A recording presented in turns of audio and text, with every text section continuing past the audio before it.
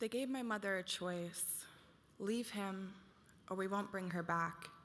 The her was me, the him was my father, the man who should have protected me, but instead stole my innocence. She chose him. And so I was handed over to the system, to strangers who would get to decide who I would become, and a system that erased parts of me so thoroughly I didn't even know they existed until years later. And so my adoptive family gave me a new name, new rules, and prayers at the dinner table. From the outside, we looked perfect, like a family you'd see in a picture frame at the store, but behind that image were cracks no one dared to address.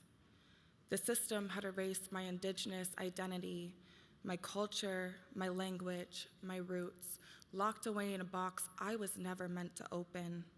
I felt like my bloodline didn't belong to me, like I was a guest in my own life, wearing their last name like it was 2 sizes too big.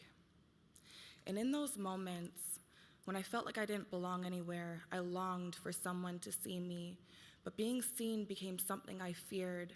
I was pinned to the bed, his weight pressing down, stealing the air from my lungs. The door creaked open, light spilled into the room, and for a moment, I thought I was saved. But he pulled the blanket over me, hiding me beneath him. Her eyes scanned the room, lingering just long enough for hope to bloom, then shatter. She closed the door, and with it, the chance to be seen. And in that silence, I learned how easily pain could be made invisible. But my sister, she did the opposite. Where he brought shadows, she brought light. Where he stole pieces of me, she returned them. At night when the house was quiet, I would crawl into her bed and she would make space for me, always. Her room smelled like lavender lotion and old books, and when she read to me, her voice stitched me back together in all the places I was unraveling. She braided my hair when I couldn't stop crying, taught me how to write stories when I felt voiceless, and held me when the world felt too heavy for my small hands to carry. She never asked me why I snuck into her bed so often. She just lifted the blanket and let me stay. Her presence felt like armor, and for a while, it was enough to keep the world at bay. But no amount of love could erase the weight of what had already been taken. By 9, that weight felt unbearable.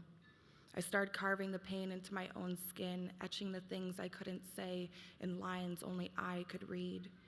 I needed someone, anyone, to see me, to notice the silent messages I left behind, and my sister did. She saw me. In every hidden scar, every quiet moment, she saw the pieces of me I couldn't show the world. But even saviors can't stay forever. When I lost her, I lost the only person who had ever truly seen me. Her presence was more than just comfort, it was my anchor. And without her, I drifted. I ran from the memories, but they followed me everywhere. I ended up in a place where survival was the only rule. Doors closed quickly, whispers filled the shadows, and secrets lived in every corner. I turned to something that promised to dull the ache inside of me, and for a while, it worked. But the more I relied on it, the more it hollowed me out. The girl I had been, the girl my sister believed in, was disappearing. That life came with costs I never wanted to pay. There were nights I didn't know how I'd make it out, nights I wasn't even sure I wanted to. When I met my daughter's father, I thought he would be different.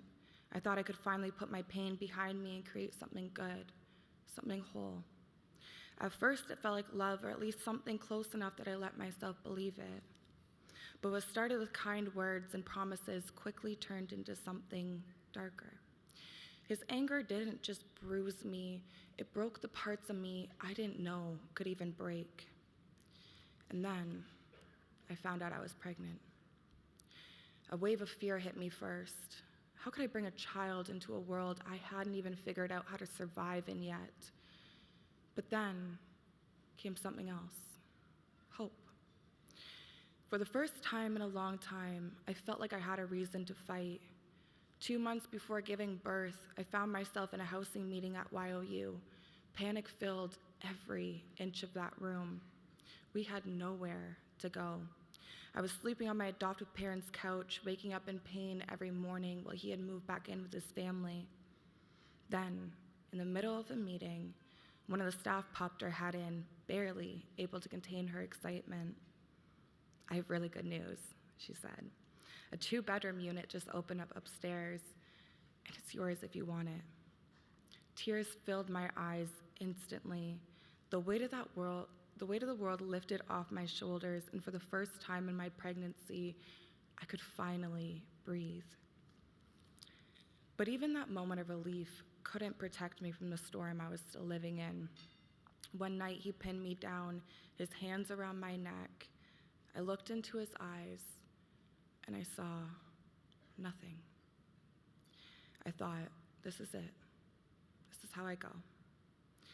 But something in me snapped. I didn't leave, though. He did. And while you made sure that even after everything, my daughter and I had a place to call home.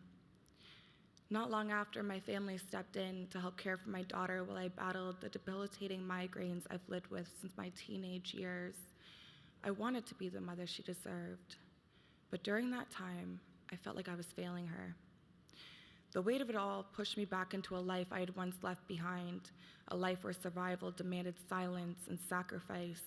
I wore that life like a mask, a version of myself built on performance, smiles that weren't mine, conversations where every word was calculated, nights where I held my breath waiting for morning to come. The money and gifts were distractions, temporary escapes from the ache inside of me. But when the door closed and I was all alone again, the weight of that life settled back onto my shoulders, heavier than before. No one knew what I was carrying, and for a while, I believed I could do it alone. But then, something shifted. Months later, I found myself at an Indigenous retreat. I stepped into a healing circle, unsure if I even deserved to be there. As I spoke, my voice broke, and the weight of it all pushed me to my knees. The woman moved gently, laying me on a Thunderbird blanket, lifting me into the air and cradling me like a child. In that moment, they didn't just hold me, they held my grief, my story, and my hope.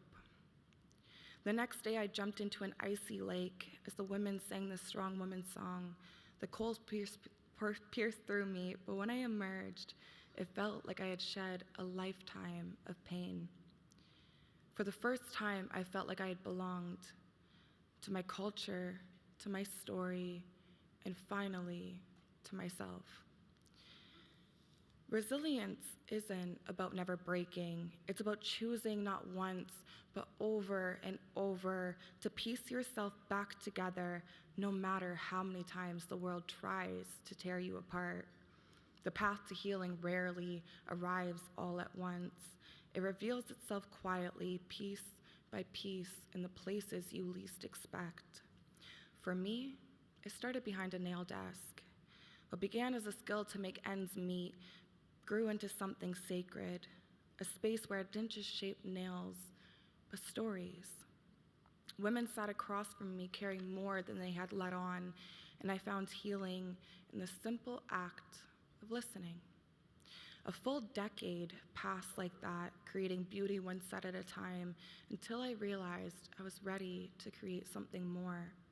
I began blending oils, herbs, and ingredients passed down through my culture, turning family traditions into skin and hair care. Every jar, every bottle felt like a piece of my story. It wasn't just about the products. It was about reconnecting with the roots the world tried to strip away. And yet somewhere in the stillness of those late nights, writing found me again. This year, I published my first book. It wasn't just words on a page, it was a testament to the stories I've carried with me all along. Stories that reflect strength, resilience, and the parts of us that refuse to be forgotten.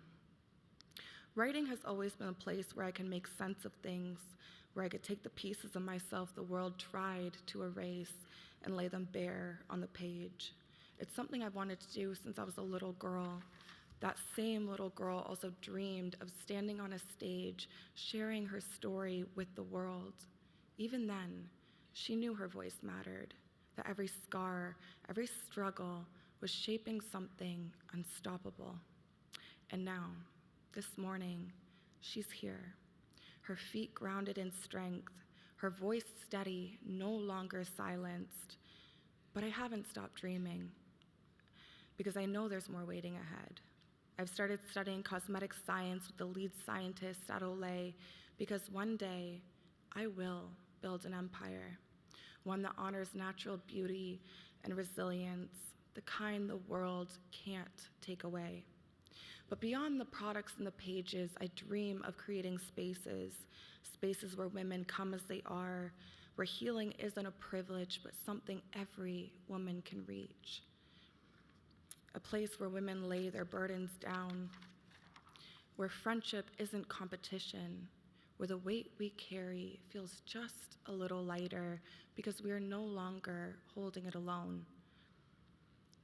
I wasn't brought up in an ordinary way, and I refuse to be anything but extraordinary. I've built this life out of scraps the world has left behind.